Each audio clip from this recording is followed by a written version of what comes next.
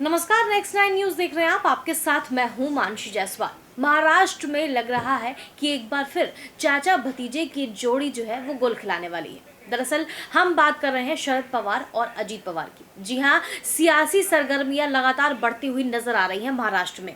NDA के साथ शरद पवार जाएंगे या नहीं जाएंगे, इसकी अटकलें जो है वो तेज हो गई हैं। दरअसल महाराष्ट्र में चाचा और भतीजे की जोड़ी नया राजनीतिक गुल खिलाने की फिराक में अभी नजर आ रही है। दोनों के बयान के बाद मुख्यमंत्री एकनाथ शिंदे की प्रतिक्रिया इस पूरे घटनाक्रम को और दिलचस्प बना रही है। दरअसल पूरी जो खबर क्या है वो आपको बता देते हैं। महाराष्ट्र में बयानों की राजनीति एक बार फिर से तेज हो गई है। एक और जहां राष्ट्रवादी कांग्रेस पार्टी यानी एनसीपी के मुखिया ने गौतम अडानी के मामले में सुप्रीम कोर्ट की कमेटी पर भरोसा जताते हुए संसदीय कमेटी की मांग को खारिज कर दिया है, तो वहीं उनके भतीजे अजीत पवार ने ईवीएम के मुद्दे पर विपक्ष को आंख दिखाई। माना जा रहा है कि महाराष्ट्र में चाचा और भतीजे की जोड़ी एक बार फिर कोई नया राजनीतिक गुल खिलाने वाली है। दोनों के बयान के बाद मुख्यमंत्री एकनाथ शिंदे की प्रतिक्रिया इस पूरे घटनाक्रम को और भी दिलचस्प बनाती हुई नजर आ रही है।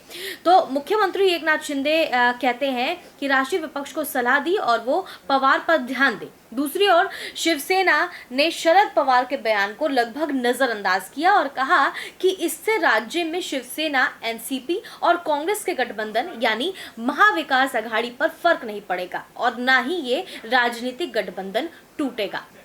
अडानी के मामले पर जेपीसी की मांग कर रहे विपक्ष को लेकर सीएम शिंदे ने कहा कि कांग्रेस ने अडानी समूह के 20,000 करोड़ रुपए के स्पष्टीकरण की मांग करते हुए आंदोलन शुरू किया। यहां तक कि उद्धव ठाकरे ने भी इस मुद्दे पर बार बार बात की है। अब शरद पवार ने टिप्पणी की है, इसलिए जो लोग विरोध कर रहे हैं यानी अडानी के खिलाफ विरोध कर रहे हैं, उन्हें उनकी टिप्पणी पर ध्यान देने की जरूरत है। एकनाथ शिंदे के बयान पर ये जो उन्होंने बयान दिया है, इस पर ही प्रतिक्रिया सामने आई है। अडानी मामले पर शरद पवार ने सुप्रीम कोर्ट द्वारा नियुक्त पैनल से जांच कराने की मांग की थी। उन्होंने अडानी समूह द्वारा कथित स्टॉक हेरफेर मुद्दे की जांच के लिए चीफ जस्टिस ऑफ इंडिया द्वारा नियुक्त सुप्रीम कोर्ट द्वारा गठित 6 सदस्यीय समिति का पक्ष लेते हुए कहा कि ये कांग्रेस के नेतृत्व वाले विपक्ष द्वारा मांग की गई संयुक्त संसदीय समिति से ज्यादा प्रभावी होगी। इसके अलावा शरद पवार के भतीजे अजीत पवार ने आम आदमी पार्टी समेत अन्य विपक्षी दलों द्वारा प्रधानमंत्री नरेंद्र मोदी के डिग्री के मुद्दे पर भी सभी दलों से अलग राय रखी।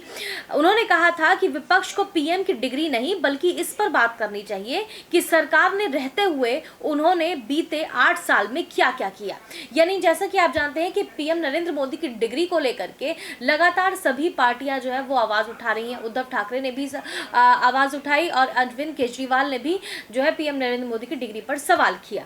उन्होंने बीते 8 साल में क्या किया, ये बात कह रहे हैं अजीत पवार। उन्होंने अलग अपनी राय रखते हुए ये बात कही कि हमें उनकी डिग्री पर सवाल करने से बेहतर है ये पूछना चाहिए कि उन्होंने अपने कार्यकाल में क्या कुछ किया। अजीत पवार ने महाराष्ट्र विधानसभा में कहा कि मुझे नहीं लगता कि हमारे देश में इतने बड़े पैमाने पर ईवीएम में हेराफेरी संभव है। पवार ने प्रधानमंत्री का जिक्र करते हुए कहा कि 2014 में चुनाव जीतने के बाद मोदी को काफी आलोचनाओं का सामना करना पड़ा था। हालांकि ये तथ्य है कि वो जनता के बीच बहुत लोकप्रिय हो गए और भाजपा ने उनकी वजह से कई राज्यों में चुनाव जीते। इस मुद्दे पर अजीत पवार ने कहा कि पीएम के नेतृत्व में भाजपा ने 2019 के चुनावों में 2014 के कारनामे को दोहराया। अजीत पवार ने इस बात की भी हैरानी जताई कि 9 साल सत्ता में रहने के बाद प्रधानमंत्री की शैक्षणिक योग्यता पर सवाल उठाने का क्या मतलब है, जब देश के सामने बेरोजगारी, महंगाई, किसानों के मुद्दे आदि जैसे बड़े मुद्दे हैं।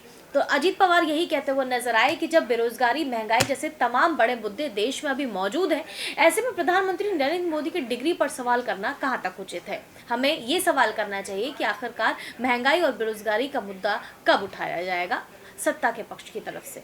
आपकी इस मामले पर क्या कुछ प्रतिक्रिया है, हमें कमेंट करके जरूर बताएं। देश और दुनिया की तमाम बड़ी खबरों के लिए देखते रहिए नेक्स्ट 9 न्यूज।